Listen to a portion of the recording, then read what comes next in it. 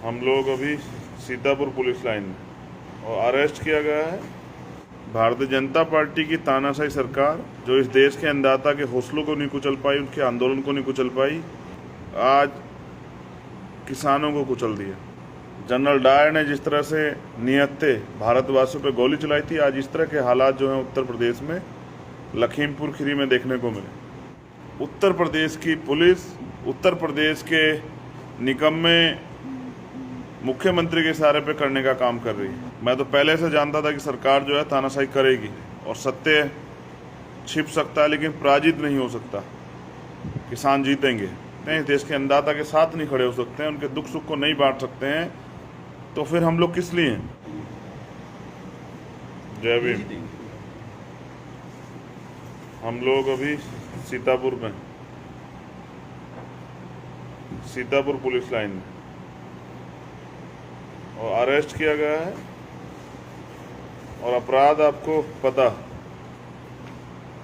अपराध ये है कि भारतीय जनता पार्टी की तानाशाही सरकार, जो इस देश के अन्नदाता के हौसलों को नहीं कुचल पाई, उनके आंदोलन को नहीं कुचल पाई,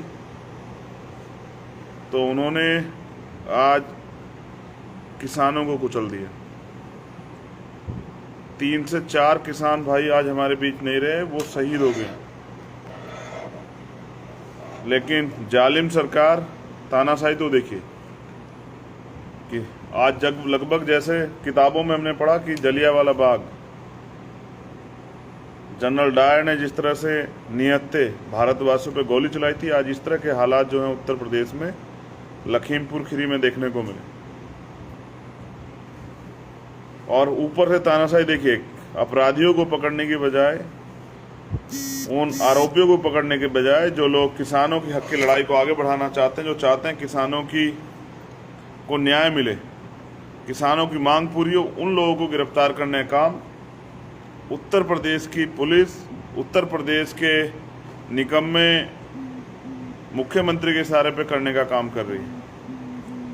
मैं पूछना चाहता हूँ, रात के 2 बज रहे हैं, क्या उत्तर प्रदेश में पीड़ितों का दर्द बांटना, उनकी लड़ाई लड़ना, उनके बीच जाना, उनकी न्याय की आवाज़ को उठाना अपराध है?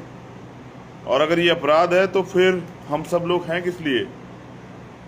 अगर हम जनता की आवाज़ को नहीं उठा सकते हैं, देश के अन्नदाता के साथ नहीं खड़े हो सकते हैं, उनके दुख सुख को नहीं बांट सकते हैं, तो फिर हम लोग किस लिए हैं?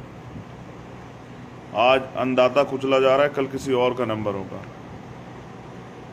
हमें बात समझनी पड़ेगी कि अगर अन्याय को बढ़ावा दिया जाता है तो वो न्याय के लिए खतरा हो जाता है। जो हालात आज उत्तर प्रदेश में है उसके लिए हम सब लोग जिम्मेदार। अगर हमने इस सरकार का मुंह तोड़ जवाब उसी समय दिया था जब किसानों के खिलाफ कानून लागू हुए थे और हम किसानों के साथ खड़े हो जाते,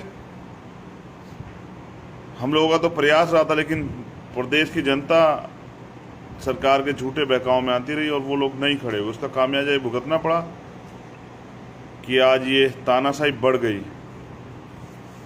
लेकिन कहते हैं ना कि साच को आँच नहीं, झूठ के पैर नहीं होते, और सत्य छिप सकता है लेकिन पराजित नहीं हो सकता। किसान जीतेंगे, देश का अन्नदाता जीतेगा। हम सब लोग उनकी लड़ाई में साथ खड़े हैं। हम किसान परिवारों से भी मिलेंगे जिन्होंने अपने बच्चे खो दिए हैं, किसने अपना बेटा खो दिया है, किसने अपना पति खो दिया है, किसने अपना भाई खो दिया है। उन अपने परिवारों का दुख दर्द भी बांटेंगे, उनकी लड़ाई भी लड़ेंगे और उनके साथ कंधे से कंधा मिला के इस सरकार को जवाब भी देंगे। मैं तो पहले से जानता था कि सरकार जो है तानाशाही करेगी, लेकिन हम तो कहते हैं ना कि सरफरोशी की तमन्ना अब हमारे दिल में है और देखना है जोर कितना बाजुए कातिल में है। तो इस सरकार की तानाशाही का जवाब दिया जाएगा। हम लोग मैदान में, और मेरा प्रयास रहेगा कि मैं वहाँ ज़रूर जाऊँ, रास्ता चाहे कोई भी हो और संघर्ष चाहे कितना भी करना पड़े, रात हो दिन हो या आंधी तूफान, किसानों के बीच जाके उनकी लड़ाई को आगे बढ़ाना, यही लक्ष्य लेके हम लोग यहाँ हैं। और बहुत सारे साथी भी हमारे साथ डिटेन हुए हैं, लेकिन सबके दिल में एक ही पीड़ा है कि हम यहाँ खुशी से नहीं है रात के 2 बजे। अगर हैं तो अपने देश के अन्नदाता की लड़ाई लड़ने के लिए, उनके साथ खड़े होने के लिए, विश्वास दिलाने के लिए कि हम उनके साथ खड़े। ये लड़ाई लड़ी भी जाएगी और जीती भी जाएगी। जय भीम, जय भारत, जय जवान, जय किसान।